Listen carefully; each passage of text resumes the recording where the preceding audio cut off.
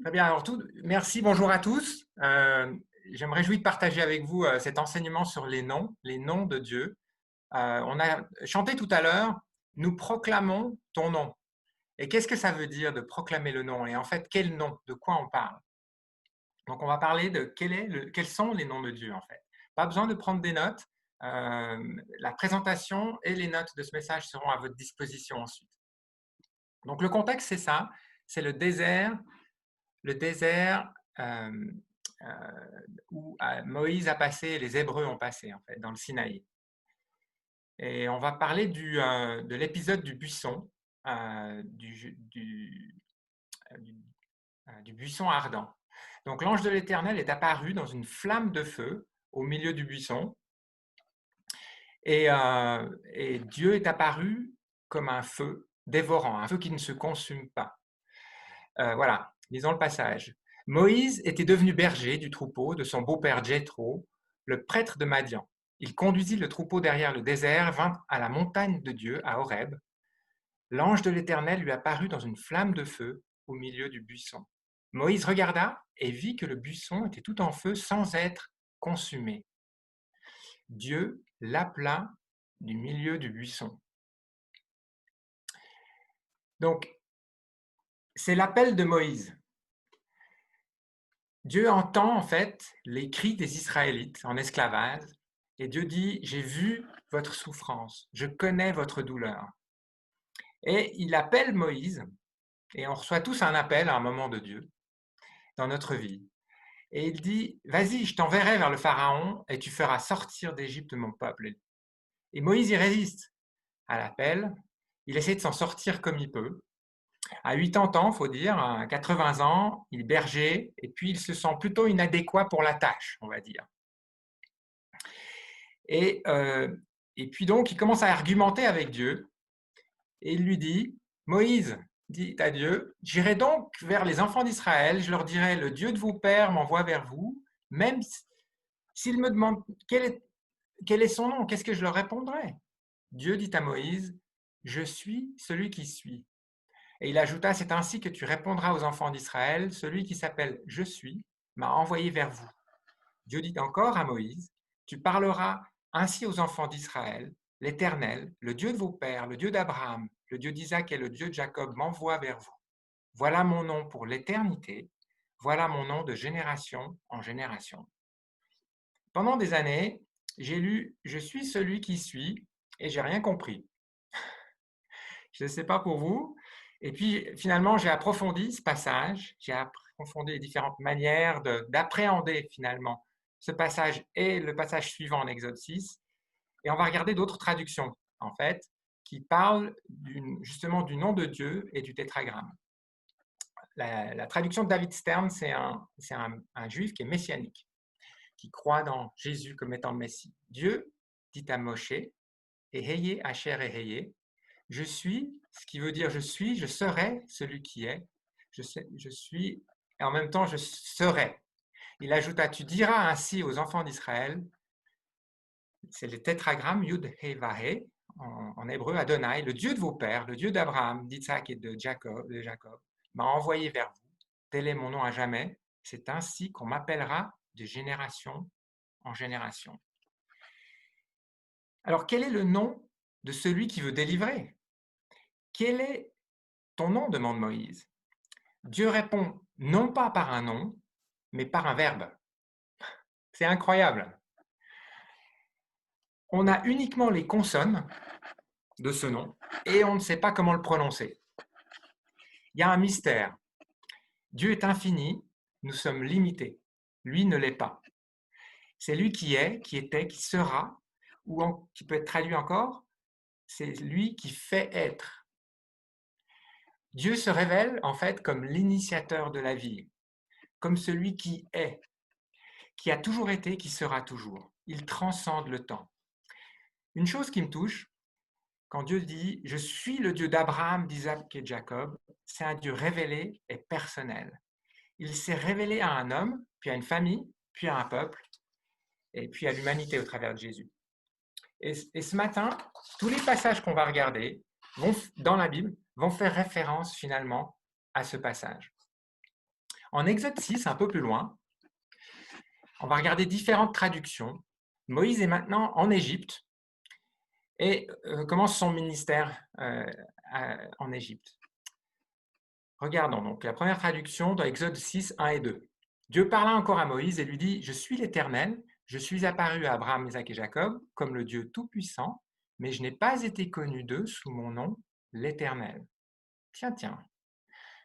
Une autre traduction, André Chouraki, Elohim, parle à Moshe et lui dit « Moi, Adonai, je me suis fait voir à Abraham, à Isaac et Jacob en El Shaddai, mais sous mon nom, Adonai, je ne me suis pas fait connaître d'eux. » Ça se complique. On va regarder tout ça. Et dans la Bible juive complète de David Stern, Dieu parla à Moshe et lui dit « Je suis Adonai, je suis apparu à Abraham, Isaac et Jacob comme El Shaddai. Cependant, je ne me suis pas fait connaître à eux par mon nom, c'est-à-dire le tétragramme, Yud-He-Vahe, Adonai. » C'est ça le tétragramme, ça se lit de droite à gauche. Et parlons un peu des noms de Dieu. Donc il y a 3 noms, dans le verset qu'on a regardé, 3 noms de Dieu qui sont utilisés en un seul verset. Adonai, Elohim, El Shaddai. Et Dieu est désigné dans la Bible hébraïque sous plusieurs noms. Le nom de El, tout d'abord, d'Adonai et de Yahvé. Et donc, le tétragramme, c'est le nom propre finalement de Dieu d'Israël. C'est impossible de savoir comment il était prononcé à l'époque biblique. Il a été considéré comme ineffable. On n'avait pas le droit de le dire, en fait. Et il a été remplacé dans la lecture biblique par Adonai. Le tétragramme apparaît 6800 fois environ dans les Écritures, dans l'Ancien Testament. La Bible dit clairement que ce nom ne doit pas être employé avec désinvolture. Le 3e commandement parle de ça en particulier et interdit d'utiliser le nom de Dieu à la légère ou en vain. Il y a un homme qui a utilisé le nom de Dieu dans une malédiction en Lévitique 24 et il a été mis à mort sous l'ordre de Dieu. À l'époque de Jésus, personne ne prononçait jamais le nom de Dieu. Je ne sais pas si vous êtes au courant de ça. C'est intéressant quand même. Donc, hormis le grand prêtre, lorsqu'il rentrait dans le lieu très saint, dans le temple, afin de faire l'expiation pour le peuple des péchés d'Israël au moment de Yom Kippour, la fête en automne, qui est le grand pardon. Cette règle était si fortement imposée que lorsque les massorettes, qui étaient chargés de recopier les textes à la main, les massorettes qui recopiaient la Torah, ils n'écrivaient pas les points voyelles de la Torah qui sont nécessaires pour prononcer le tétragramme. Donc c'est pour ça aujourd'hui, si vous voulez, qu'on a juste les consonnes. C'est juste ce qui a été retranscrit dans les Bibles, dans les manuscrits. Lorsqu'on lisait la Torah dans la synagogue, on remplaçait le nom par Adonai. Et encore aujourd'hui, les Juifs orthodoxes, ils n'utilisent même pas Adonai ou Elohim, mais ils utilisent des euphémismes tels que Hachem, qui veut dire le nom, ou Adoshem, qui est une contraction de Adonai et de Hachem.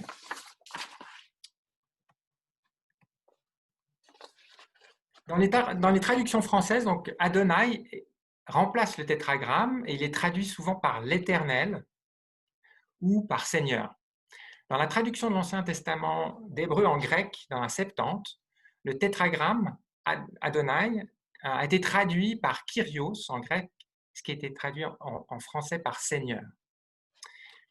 Il y a un aspect très important que j'aimerais juste souligner là, c'est que dans la pensée juive, dans la pensée hébraïque, le nom représente la personne, son identité, son essence. Ce n'est pas le cas dans notre culture. Si j'appelle Thierry ou Stéphane, ce n'est pas que ça fait référence à qui ils sont. C'est juste une appellation pour l'extérieur pour les reconnaître. Mais là, on est dans un monde différent où le nom traduit qui est la personne, son identité, son essence. Donc, elle appartient au vocabulaire commun des peuples sémitiques. La racine du mot veut dire fort, puissant, antérieur à tout, celui vers qui on aspire et vers qui on se tourne. Elohim, c'est le pluriel de El, donc c'est la forme la plus fréquemment employée dans la Bible. Et selon le contexte, ça peut désigner l'ensemble des divinités, qui sera traduit dans nos Bibles avec un Dieu minuscule, Mais le plus souvent, dans la Bible, Elohim, au pluriel, désigne le Dieu unique. Adonai, c'est aussi un pluriel. C'est le pluriel de Adon, maître.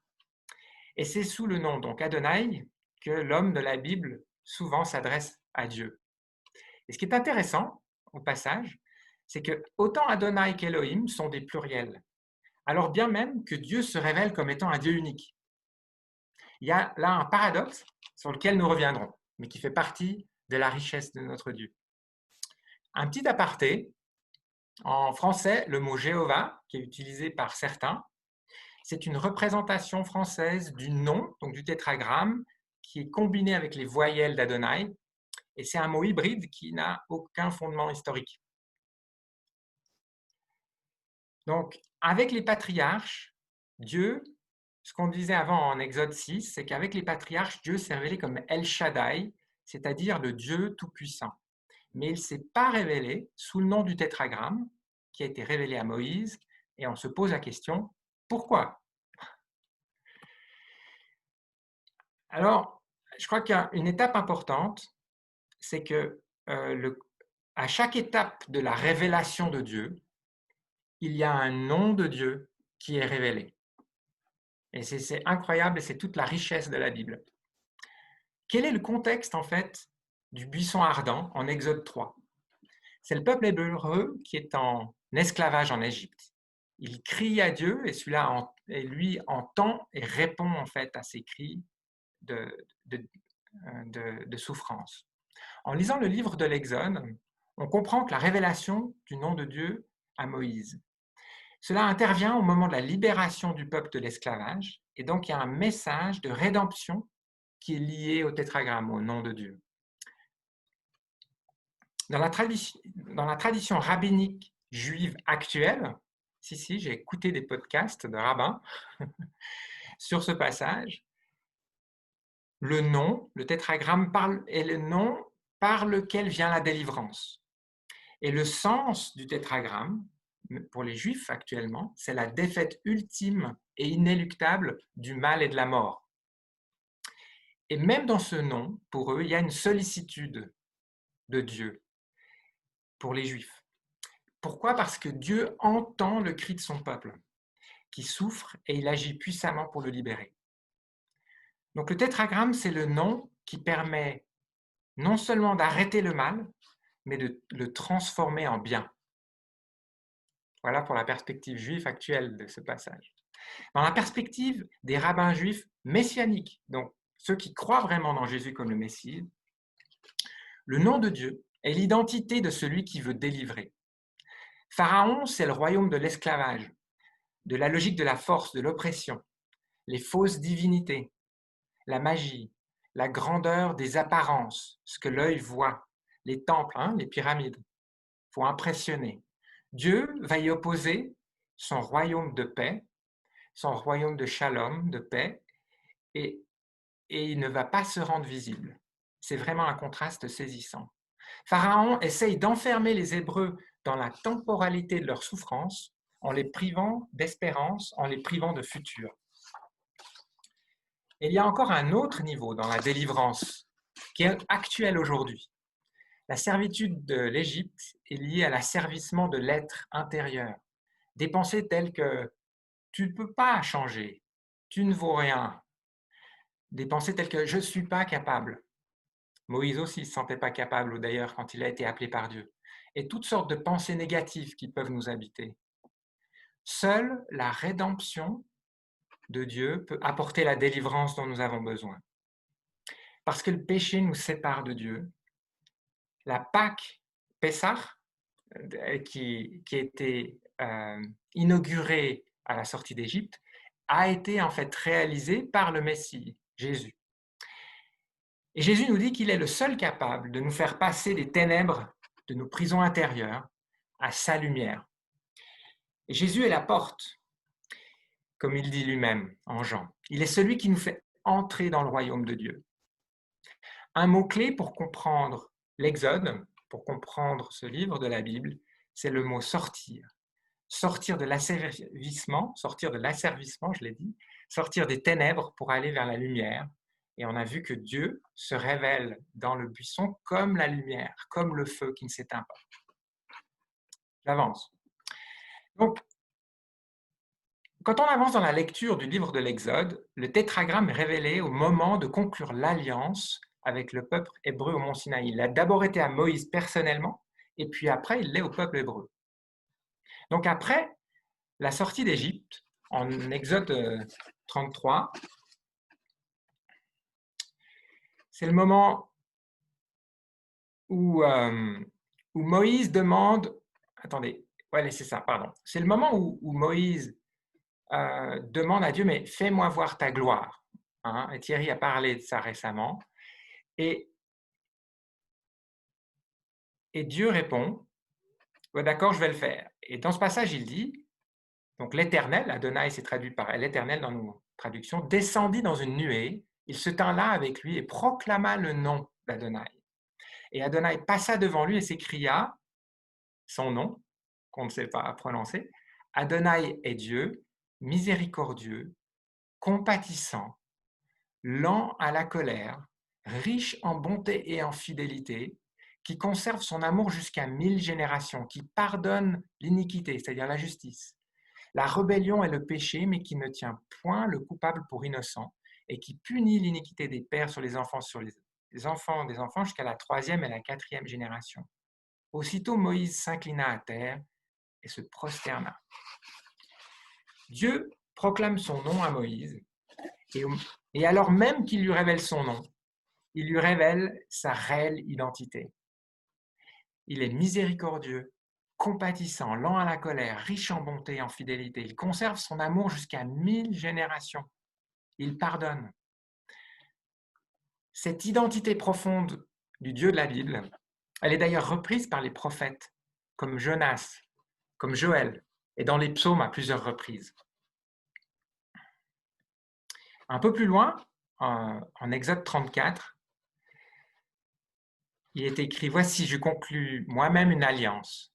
Respecte bien les commandements que je te donne aujourd'hui. Tu ne te prosterneras point devant un autre Dieu, car Adonai, dont le nom même est jaloux, il est un Dieu jaloux. » Alors là, on va encore plus loin sur le nom de Dieu. Dieu se présente comme étant un Dieu jaloux. En fait, l'alliance est comme un mariage. Et Dieu se crée un peuple qui lui appartienne en propre. On en avait déjà parlé, mais la jalousie de Dieu, elle est mentionnée dans le cadre de son amour exclusif pour son peuple et l'interdiction de l'idolâtrie, ne pas se prosterner devant un autre Dieu. Et en fait, c'est toujours pertinent pour nous aujourd'hui. Quand j'aime quelque chose ou quelqu'un plus que Dieu, je deviens idolâtre, je suis infidèle à Dieu et Dieu est jaloux.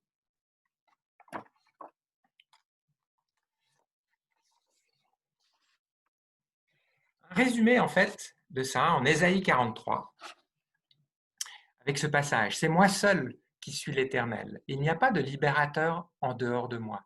J'ai déclaré, sauvé et proclamé un nom et non un Dieu étranger au milieu de vous. C'est pourquoi vous êtes mes témoins, dit Adonai. Je suis Dieu, je le suis depuis le commencement des jours. En fait, un corollaire que Dieu est, c'est-à-dire qu'il est la vie, qu'il a toujours été, c'est qu'il est le seul vrai Dieu. Et s'il est l'initiateur de la vie, il ne peut pas y en avoir d'autre, logiquement. La beauté, c'est que c'est un Dieu qui nous sauve, comme c'est répété ici. Et il nous appelle à être ses témoins.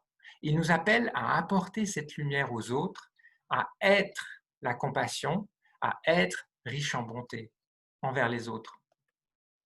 Bon, vous pourriez me dire, bon Daniel, c'est très intéressant, tout ça, c'est l'ancienne alliance. Et qu'est-ce qu'on retrouve dans le Nouveau Testament, dans la Nouvelle Alliance? Et Matthieu, quand les disciples demandent à Jésus comment est-ce qu'on doit prier, Jésus répond, voici comment vous devez prier. Notre Père qui est au ciel, que ton nom soit gardé saint. Et alors, qu'est-ce que cela veut dire, que ton nom soit gardé saint? Parce qu'il aurait très bien pu dire, Père qui est au ciel, que tu sois gardé saint. Mais il n'a pas dit ça, Jésus. Il a dit que ton nom soit gardé saint. Et moi, je pense que ça veut dire, mon interprétation, ça veut dire, Jésus était très pratique. Il a donné ça dans son enseignement sur le Sermon sur la montagne, qui était un enseignement vraiment très pratique et pas super théologique et abstrait. Et quand il dit que ton nom soit gardé saint, je pense que ça veut dire dans ma vie, dans ma famille, dans mon église, dans mon travail, dans mon quotidien finalement.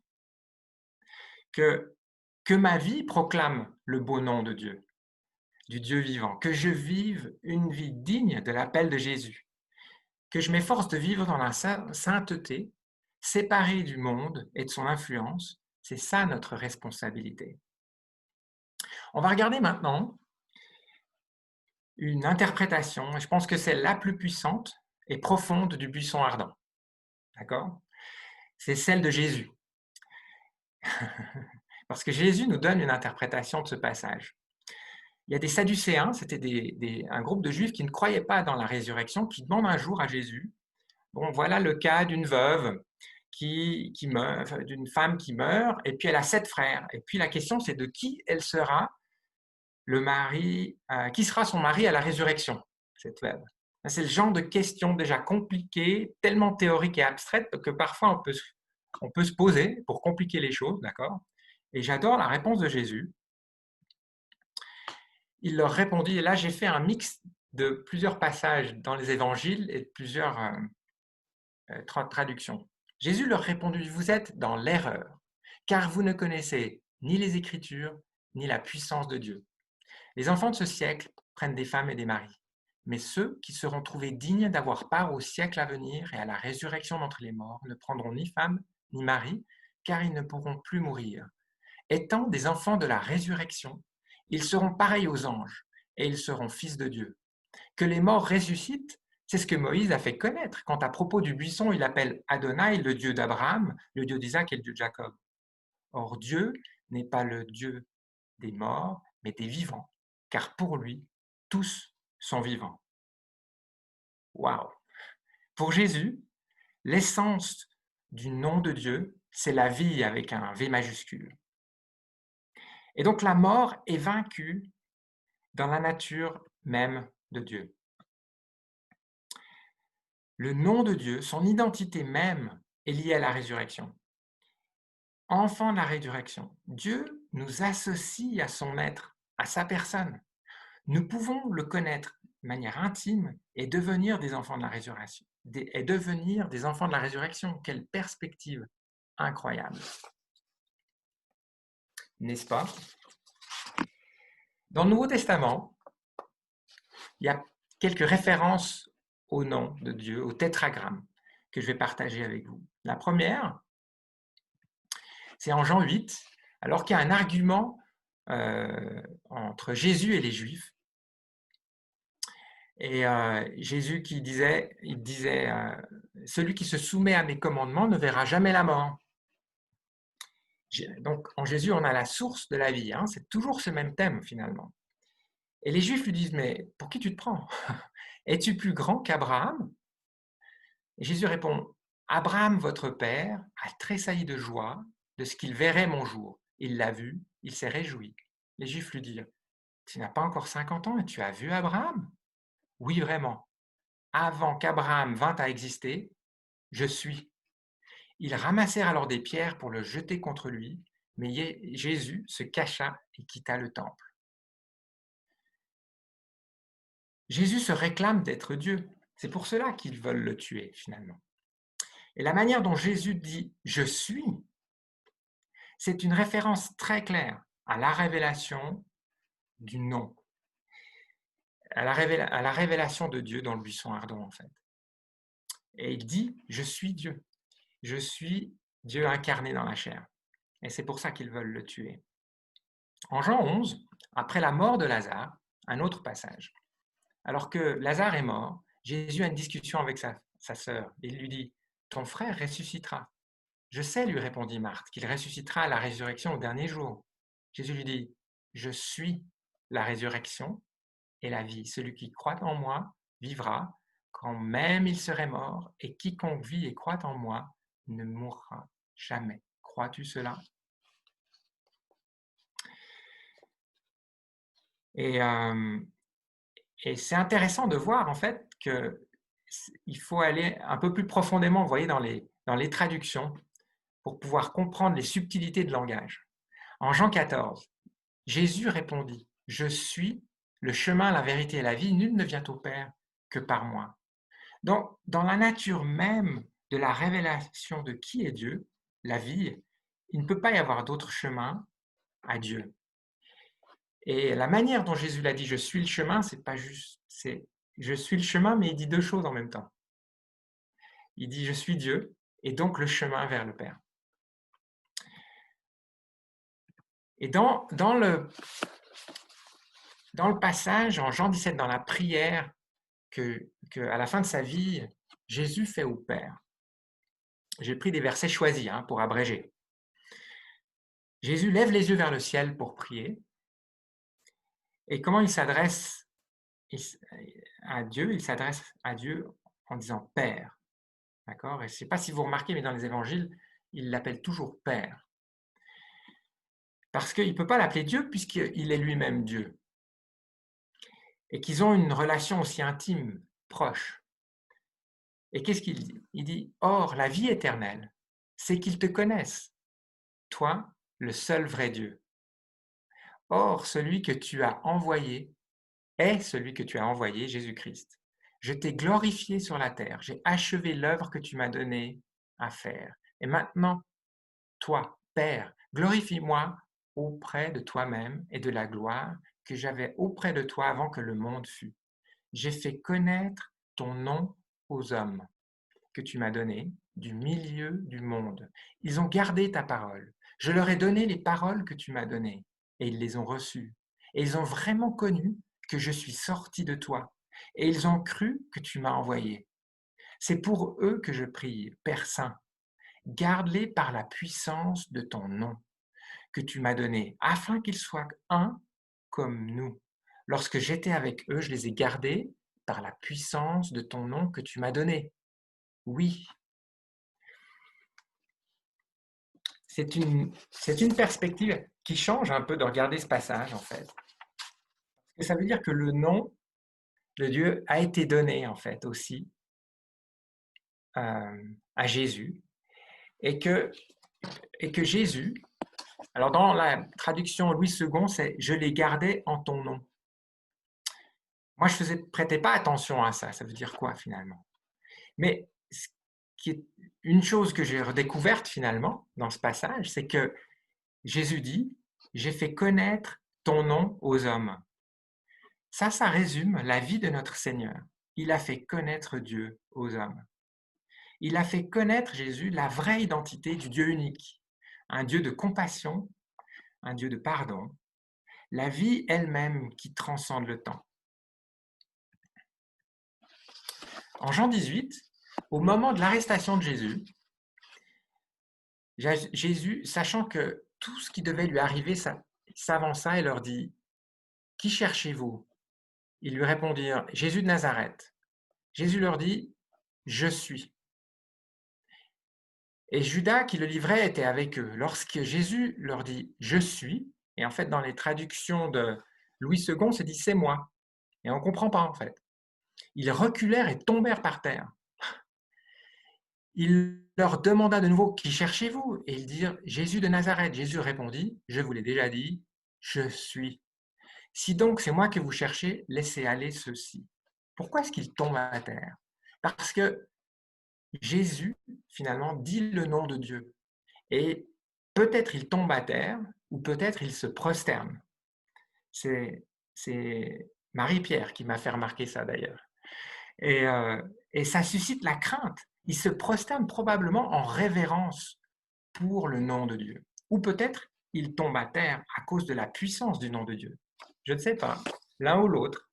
Dans les deux cas, ça éclaire ce passage d'une autre manière. Les apôtres avaient bien compris d'ailleurs l'identité de Jésus. Quand on voit en Actes 3,15, Pierre qui dit, là j'ai pris 2 traductions de ce verset, « Vous avez fait mourir le prince de la vie » ou « l'initiateur de la vie », selon la traduction. Ça veut dire la même chose. Que Dieu a ressuscité, nous en sommes témoins. Une autre traduction, « Vous avez renié le saint et l'innocent et à la place, vous avez demandé qu'on accorde la grâce à un meurtrier. Vous avez tué l'auteur de la vie. » Ils avaient compris, les apôtres, que Jésus est Dieu incarné. Et qu'en étant Dieu incarné, il est l'initiateur de la vie. Et ils disent, vous avez tué, vous avez crucifié l'auteur de la vie. Alors, j'espère que cette étude des noms de Dieu vous inspire et suscite une révérence envers Dieu. Personnellement, cette étude pour moi, elle facilite mon adoration, elle me facilite ma contemplation du Dieu vivant. Quand je prends un moment pour me rapprocher de lui, ça élargit, si vous voulez, mon regard de qui est Dieu. La Bible est d'une cohérence incroyable quand on approfondit les Écritures, en fait. Et donc, quels sont, en conclusion, les points pratiques, je pense, qu'on peut retirer de cette étude? Donc, la première, je dirais, c'est que Dieu veut une relation d'amour avec nous. Comme il le dit quand il se présente, c'est un nom jaloux, c'est un Dieu relationnel, c'est le Dieu d'Abraham, d'Isaac et de Jacob. C'est un Dieu qui veut une relation vivante avec nous et qui veut nous faire entrer dans sa vie. Je dirais aussi, il ne faut pas essayer d'utiliser le nom de Dieu pour obtenir quelque chose de Dieu. Parce que ça, c'est du paganisme. C'est d'essayer de faire un deal avec Dieu. Et c'est aussi ce que fait la magie. C'est d'utiliser des noms magiques, finalement, pour obtenir quelque chose. Mais certains mouvements chrétiens vont essayer de dire non, mais c'est ça la bonne prononciation de Dieu. Et je ne vous encourage pas à rechercher ça, en fait. Si Dieu fait en sorte qu'il y a une part de mystère, laissons cette place de mystère. C'est un Dieu qui nous transcende. Et c'est un Dieu qui est au-delà, mais ça ne nous empêche pas de le connaître, finalement. Au contraire. Donc, recherchons, plutôt que la bonne prononciation du tétragramme, recherchons le cœur de Dieu. Dieu est l'initiateur de la vie. Il a toujours été, il sera toujours. Et il veut une relation avec nous qui est authentique, une relation comme dans un couple, en fait, qui est très profonde.